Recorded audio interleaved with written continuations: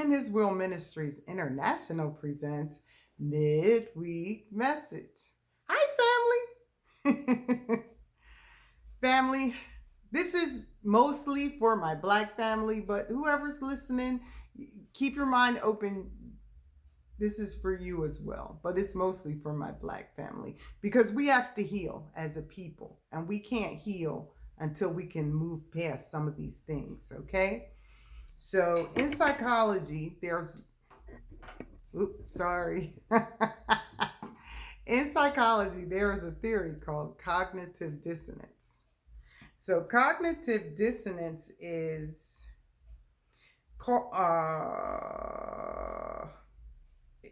mental conflict that occurs when a person's behaviors and beliefs do not align.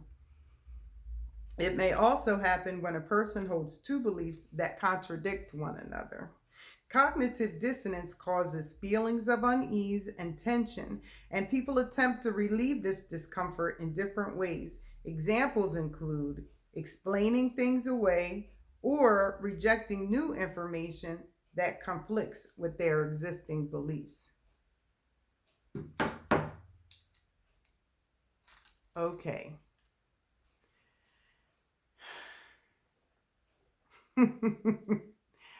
We're going to start with this thing, and this is going to be a theme throughout this message. Back in 1492, Columbus sailed the Sea of Blue or whatever. I was taught, the generations before me, and probably several generations after me, were taught that Christopher Columbus discovered America. We were also taught that Native Americans or the Aboriginal people were here when he got here. So you cannot discover a land where people are already living. That is not discovering. That's like Europe saying they discovered Africa. You can't discover, that's like Africa saying they discovered China. It's like you cannot discover a land where people already lived. So how did this get started? How did this theory, how did this go forth? This was taught because a consensus of men decided that this was going to be taught in our schools. Now, the question is, who benefits from this theory being taught in our schools? So I don't want to get into that. That's the theme of this. Okay. All right. So now there are people to this day that will argue you down that Christopher Columbus discovered America and still say that there were natives here when they got here. That's cognitive dissonance. How you can't discover a land with people already there. Europe did not discover Africa. Okay, you can visit, you can conquer, but you can't discover a land that's already inhabited by peoples. Okay. So, just like Christopher Columbus discovered America is a myth, here are some myths that we need to dispel. The first myth we're going to dispel is that somehow we as a people are inferior to anyone. Genetics and DNA has taught us that brown eyes are a dominant gene. Any other color is a recessive gene. Brown eyes are a dominant gene. Dark hair, so dark eyes are a dominant gene. Dark hair is a dominant gene. Dark skin is a dominant gene.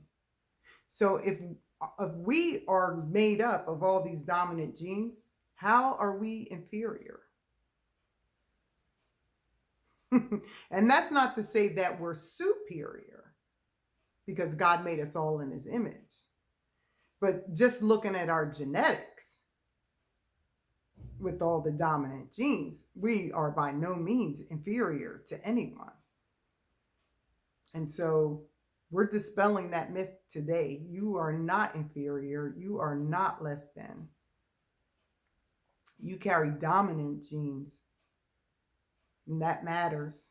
You are by no means inferior in any way. Our next myth that we have to dispel, and this is really something that's Black American, is that we have no culture, that we were slaves and that was it, and that whatever we have is America's. That is a lie. That is a myth. All genres of American music, have come out of gospel music. Gospel music is Black church music. Well, and that comes back from our slave days. So our Negro spirituals has spawned every type of music that's listened to, every type of music that has been stamped American. That's our culture. Now, you Southerners may argue with me, but I'll say this too.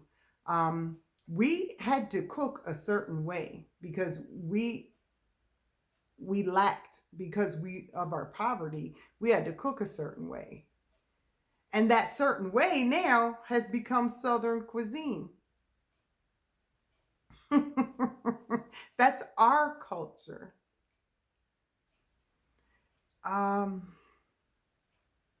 Music, food. Oh, hip hop. Hip hop is all over the world. R&B is all over the world. And that is nobody, but that's our culture.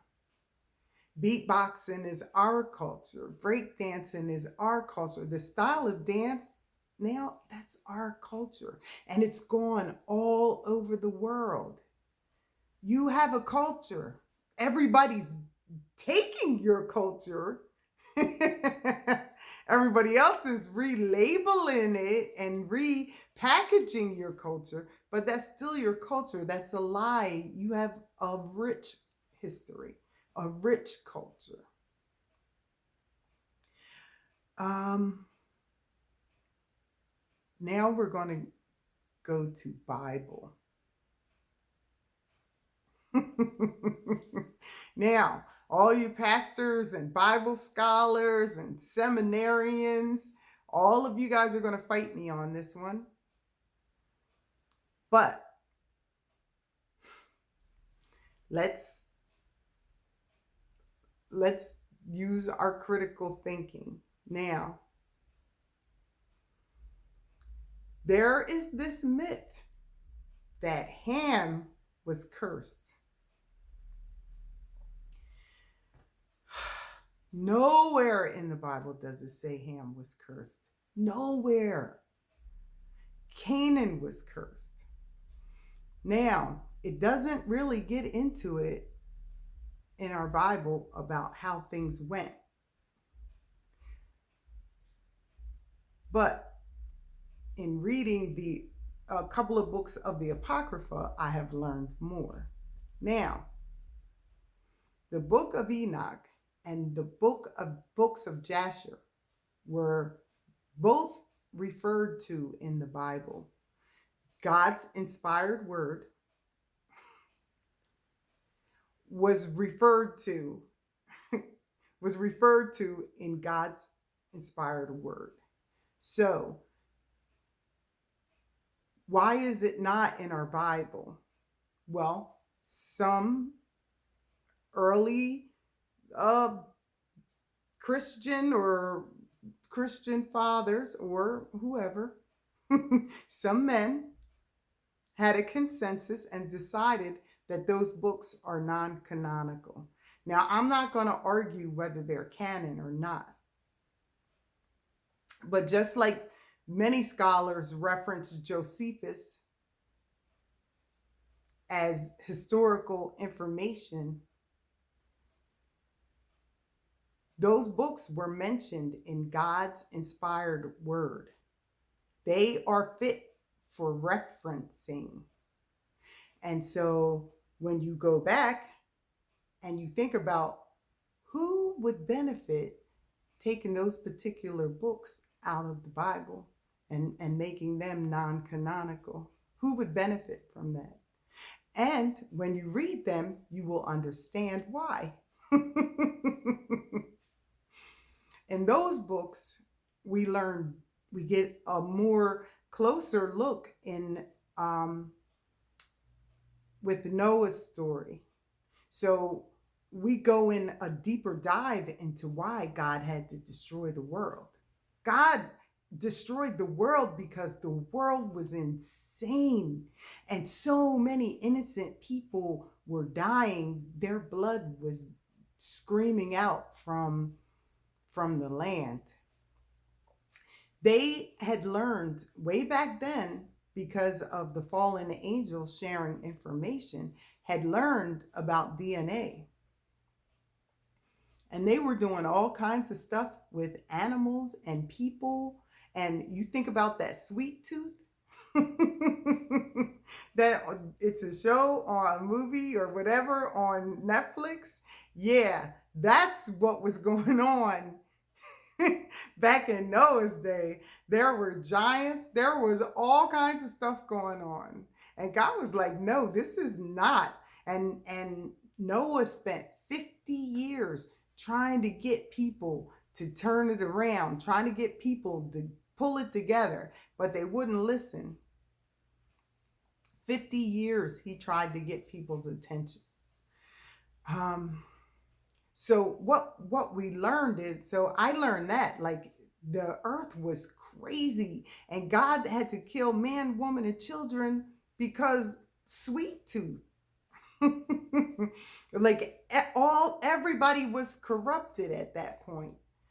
So upon Noah's deathbed, Noah gave out his blessings. His blessings were that his 3 sons divide the world. And so that Ham got Africa and like that section, the hot lands. And Shem got the lands that were both hot and cold. And Japheth got the cold lands. Now, if Noah was cursing cursing Ham, why would he give him the land with all the natural resource, all the precious gems, precious metals, grasslands, farmlands? Like, why would he get Africa? And let me tell you, people say things about how bad Africa is, but let me tell you something. Every Western nation has their foot in Africa, and China as well. Why? Because Africa has all the natural resources there. So I highly doubt that if Ham was being cursed, that he would be blessed in such a nation where there's gold and diamonds. You just have to dig them out the ground. That don't sound like a curse to me. Noah cursed Canaan. And why Noah cursed Canaan was because Canaan moved into Shem's land.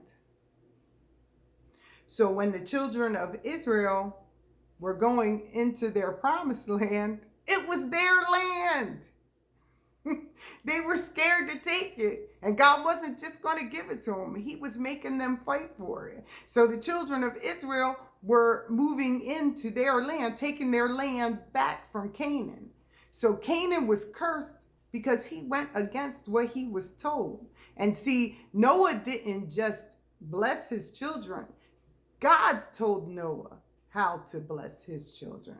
So Canaan went against God's word by moving into Shem's land. So that curse, that lie of the curse of Ham, has been passed down and passed down because a consensus of men decided that if we teach these black people that they're cursed, we can take their lands.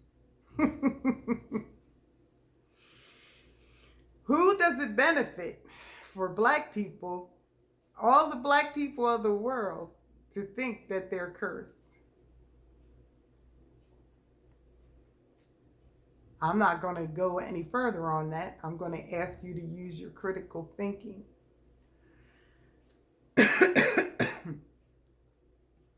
Family, when you learn to look past the lies that have been told to us over centuries and through our history, over generations, when you learn to look past the lies, you will learn that you are not who the world says you are. And once you learn that you are not who the world says you are, it makes you walk a little different in this world. There are so many myths about us. Why are people so concerned about us? We're told that we're the most unattractive women on the planet. Black women, why do women of other nations get lip injections, butt injections, hip injections, breast augmentation, and they tan even though they know it could cause them cancer? Why? And we're not even going to talk about hairstyles. We're not even going to bring that up. Why? Is it because those features that you have are so unattractive that everybody wants them?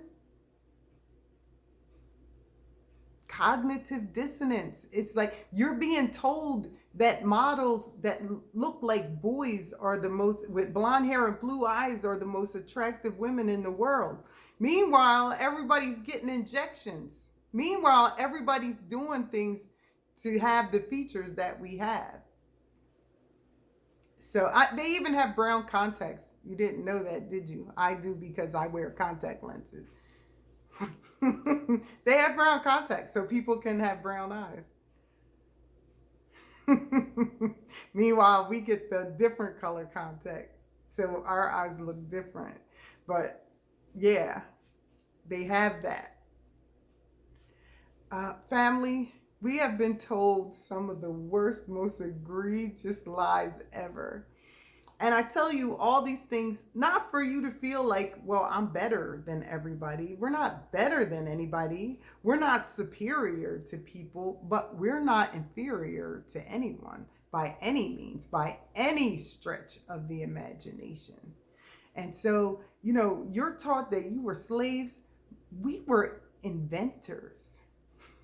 See, because we did all the work, we invented the machines to make our jobs easier.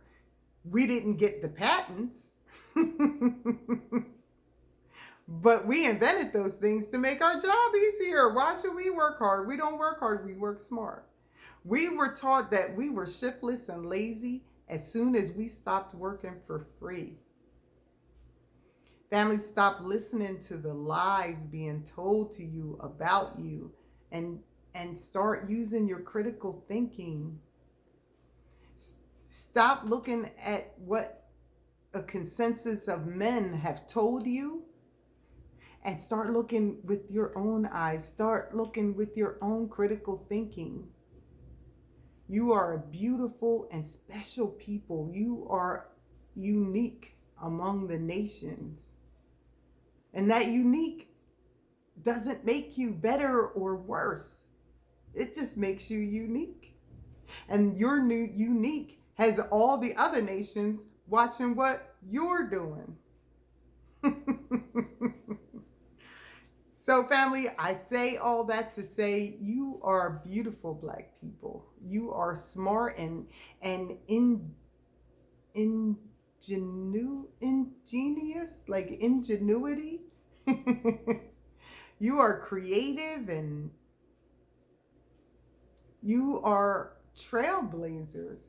Don't ever think you don't have culture. Don't think you don't have history beyond slavery. There's so much more to you. And that's why we don't need the consensus of other nations in teaching who we are. See, it doesn't matter what those other nations say about who they think you are. You have to use your critical thinking and look past their consensus and look at facts. I know what they say, but I know what the facts say.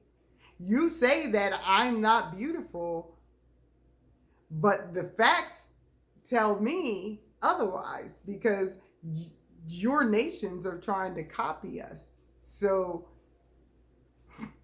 somebody thinks we're beautiful because they're getting all kinds of injections and surgeries to look like me, to look like us. So that's a lie. And there's so many lies being told, and we walk around with cognitive dissonance because we see this. We see people of other nations with our hairstyles, but we still don't think that our hair is beautiful. We see how intelligent we are and how they constantly have to switch things around and change things so that we don't shine in terms of education wise, so that we don't. IQ tests have changed. The SAT tests change. Everything changes because once we get it, that it has to be changed again. Understand you are beautiful, intelligent. You have a long, rich history of creativity and ingenuity. Fam, once you can get here, once you can get past the cognitive dissonance, once you can use your critical thinking and realize who you really are, then you can start to heal, because it doesn't matter what those other nations say.